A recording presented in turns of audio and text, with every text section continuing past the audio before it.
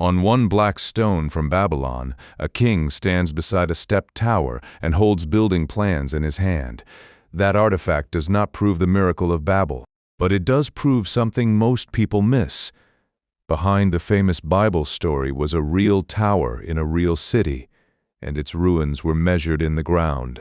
Start with the object, because the object is stranger than the cartoon. It is a black stone monument from the Neo-Babylonian world, dated to the age of Nebuchadnezzar II. On it, a royal figure stands beside a stepped tower. In his hand are building plans. Below, the inscription celebrates construction in Babylon. This is the hook, but it is also the guardrail. The stone does not show little figures suddenly speaking different languages. It does not give us a photograph of Genesis chapter 11. What it gives us is better for history. A Babylonian king presenting a tower as a project of empire, worship, measurement, and memory. That matters because Babel is often treated as if it belongs only to myth. A tower in the land of Shinar, a city built with bricks, a human plan to make a name, then divine intervention and scattering. But the biblical story is not floating in empty space. It speaks the language of Mesopotamian cities. It knows the technology of baked brick and bitumen. It knows the ambition of Babylon. And in Babylon, there really was a tower famous enough to become a symbol. The Tower of Babel story in Genesis is compact. Humanity moves east, finds a plain in Shinar, and says, "Let us make bricks and burn them thoroughly." Then they use brick for stone and bitumen for mortar. They decide to build a city and a tower with its top in the heavens, and they say the most revealing line in the passage, "Let us make a name for ourselves." That line is the pressure point. The story is not only about height, it is about centralized power, shared language, technical skill, and the fear of being scattered across the earth. The tower is architecture, but it is also a claim. It says a city can hold the human world together under one name. Then the story turns. God comes down, confuses the language, and scatters the builders. The place is called Babel, linked in the Hebrew story with confusion, but also unmistakably echoing Babylon. So before archaeology enters the room, the text already gives us a setting: brick, bitumen, Shinar, city, tower, name, Babylon. Those are not random details. They are the fingerprints of a Mesopotamian world. The real building, most often connected with the Babel tradition, was called Etemenanki. The name is usually rendered as something like the house of the foundation of heaven and earth. It was the ziggurat associated with Marduk, Babylon's city god, and it stood near the great temple complex of Exile. A ziggurat was not a modern skyscraper. It was a staged temple tower, a mountain made by human hands, rising in platforms toward a shrine. In Mesopotamian thought, temples could mark contact between divine and human space. That does not mean every visitor imagined the tower as a ladder into the clouds. It means the structure carried cosmic meaning. It organized the city around a sacred axis. Archaeology gives this story a footprint. Robert Koldewey's excavations at Babylon identified the square base of Etemenanki. Reports preserve measurements around 91 meters on a side. That is enormous. Imagine a mud brick platform wider than a football field, set inside one of the most famous cities of the ancient world. Even if the upper stages disappeared, the foundation itself was a statement. One of the most realistic details in Genesis is easy to skip.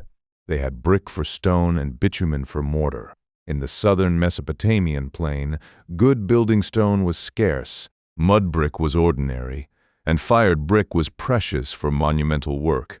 Bitumen, a natural tar, helped bind in waterproof construction.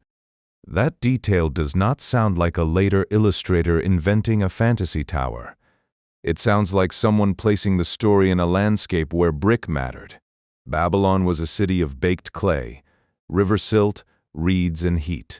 Its monuments were not carved from mountain stone.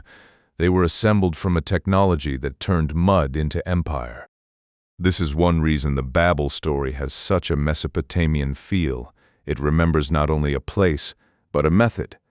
The builders speak before they build. They plan, standardize, fire, stack, and seal. The tower begins as a social machine before it becomes a religious symbol. Human beings discover that if they can coordinate enough labor, even mud can rise like a mountain. The Babel story does not begin with one eccentric architect. It begins with a crowd speaking in the plural. Come, let us make bricks. Come, let us build a city. Come, let us make a name for ourselves. The repeated language matters because the tower is not just a building. It is a whole society organizing itself around one project. That is why the story still feels modern. A giant monument needs more than a design.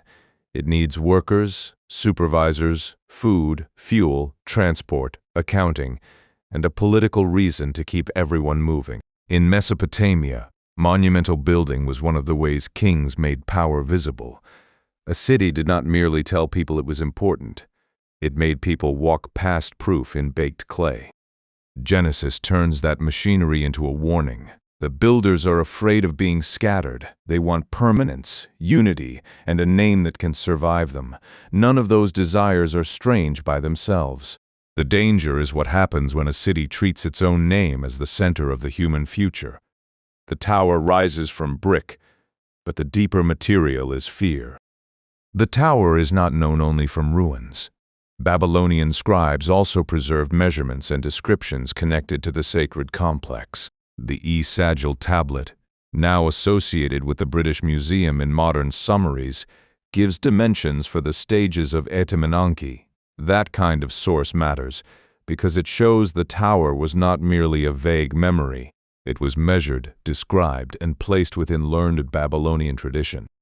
Ancient measurement texts can feel dry until you realize what they are doing. They turn a monument into a portable memory. A building can decay, a city can be conquered.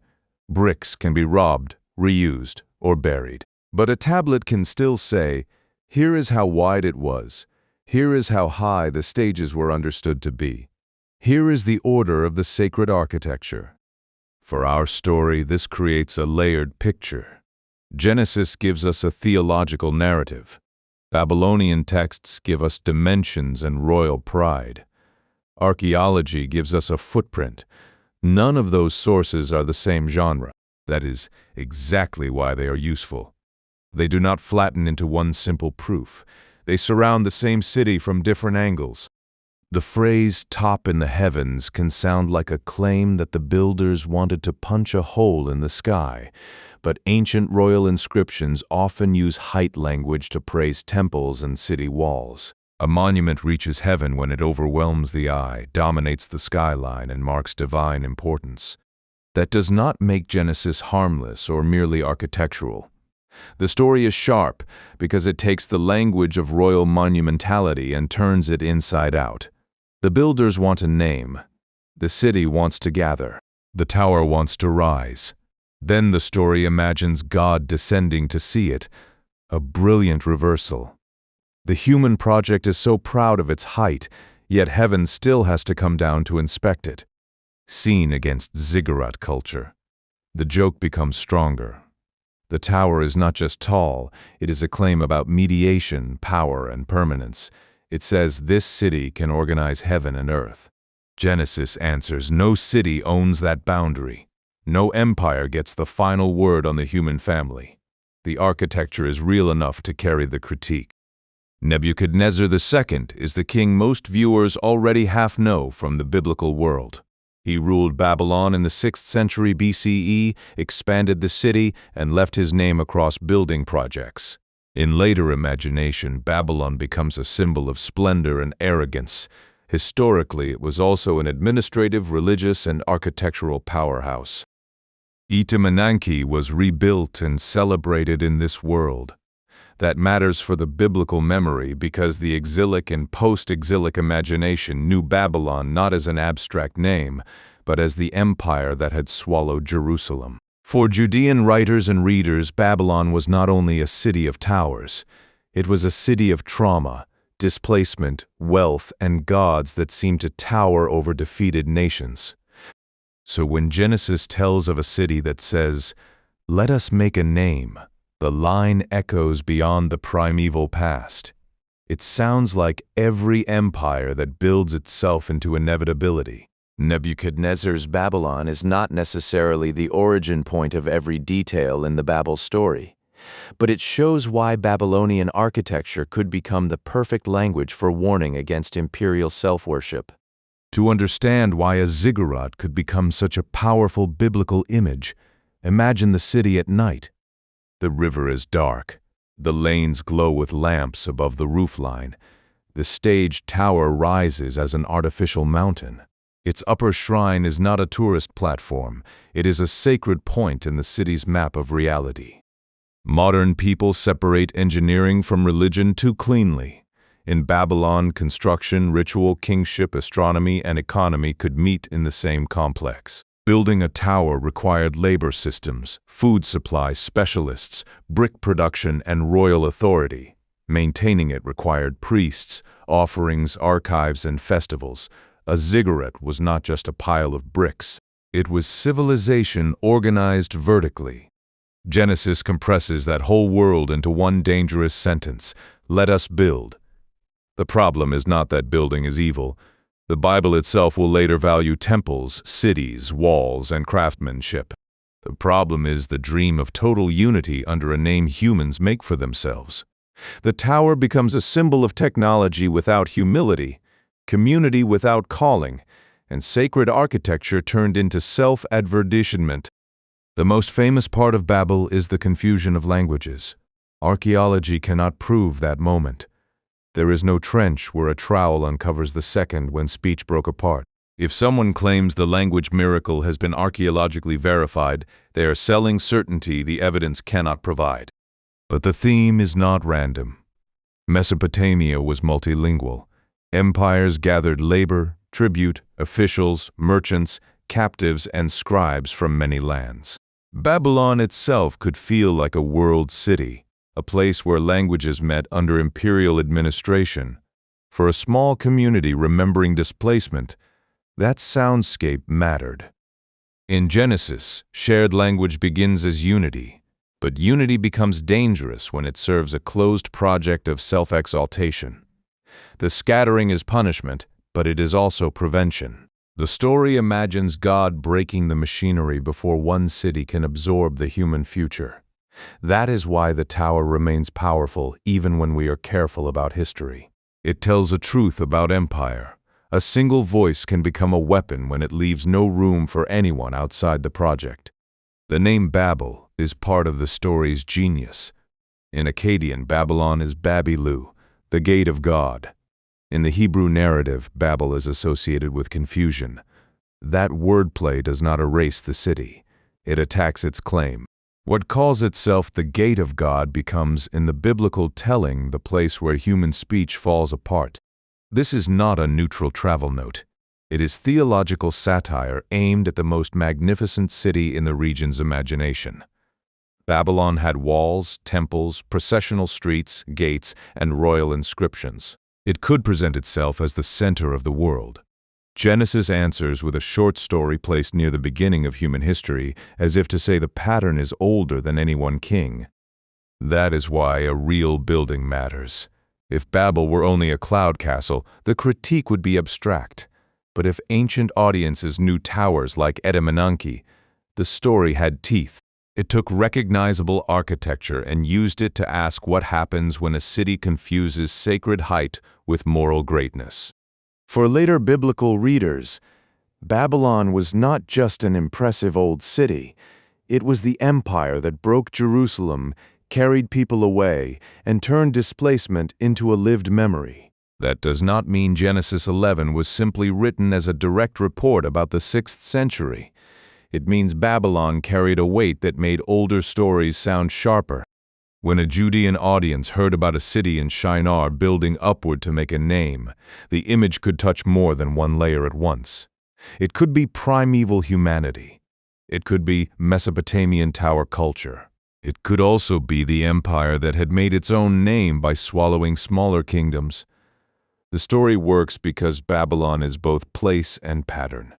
That layered memory is one reason the careful version is stronger than a simple yes or no. The Bible can use a real kind of building without being a construction diary. It can remember the look, material, and ambition of Mesopotamian sacred architecture while turning that memory into theology. The tower becomes history seen through a moral lens. By the time later conquerors entered Babylon, the tower's condition had changed. Ancient monuments are not frozen. They are repaired, neglected, robbed, rebuilt, reinterpreted, and sometimes dismantled in the name of restoration. Later traditions connect Alexander the Great with attempts to clear or rebuild the Babylonian ziggurat, but his death interrupted the larger dream. That late history gives the Babel story a strange afterimage. A tower built to make a name becomes a ruin that later kings want to claim. The monument outlives some empires and fails others. Bricks move, plans remain unfinished. The foundation becomes easier to find than the summit. For the video's central question, this is important. The real tower was not one timeless object standing unchanged from Genesis to archaeology. It was a long-lived sacred site with phases, repairs, memories, and losses. That makes the connection more historically plausible, not less. Big stories usually attach themselves to buildings with long afterlives. A monument can be rebuilt many times and still function as one memory in the cultural imagination. Here is the careful answer. Archaeology can say Babylon had a massive ziggurat called Etemenanki. It can say the base was enormous, roughly 91 meters on a side in modern reports from excavation. It can say Babylonian texts measured and celebrated the structure. It can say the biblical Babel story uses Mesopotamian building details and points toward Babylon. Archaeology cannot say every human once spoke one language. It cannot prove the divine descent in Genesis. It cannot show a sudden miracle of confused speech. It also cannot reduce the story to a newspaper report about one construction failure. That boundary is not a disappointment. It is what makes the story interesting. The evidence is strong enough to rescue Babel from being a floating fairy tale. It is not strong enough to turn faith, satire, trauma, and theology into a lab result. The real building gives the story a body. The biblical narrative gives the building a moral meaning. If we keep both truths in view, we get a richer mystery than either extreme allows. A vanished tower can be more powerful than a standing one. The top is gone. The shrine is gone. The processions are gone. What remains is the footprint, the texts, the name, and the argument, in a way that is perfect for Babel. The story was always about the gap between what humans try to build and what actually endures. The square foundation matters because it gives the imagination limits. We are not picturing an infinite fantasy spiral. We are picturing a specific kind of Mesopotamian monument in a specific city with a sacred precinct, ramps, stages, bricks, and royal investment. The Bible's tower was not modern steel. It was mud, heat, labor, and ambition. Those limits make the symbolism sharper. A tower does not have to touch the atmosphere to be dangerous. It only has to persuade a city that height equals righteousness, unity equals obedience, and fame equals permanence. The ruins answer quietly. Even Babylon had a footprint bigger than its future. So was the Tower of Babel real? If by that question we mean, did archaeologists prove a single miraculous moment where language changed? The answer is no. That is not what the evidence can do. But if we mean, was there a real Babylonian tower behind the memory? A massive temple structure whose architecture, materials, royal ideology, and sacred meaning fit the world of Genesis 11? Then the answer is yes, in a careful historical sense. Etemenanki was real. Babylon was real. The brick technology was real.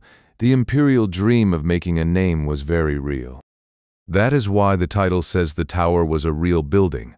The real Tower of Babel is not a fantasy skyscraper full of cartoon workers.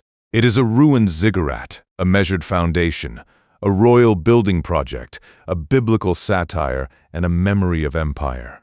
The mystery is not whether every detail can be forced into proof. The mystery is how one building became the perfect image for a warning that still feels modern. When humanity builds only upward, it may lose the ability to hear itself.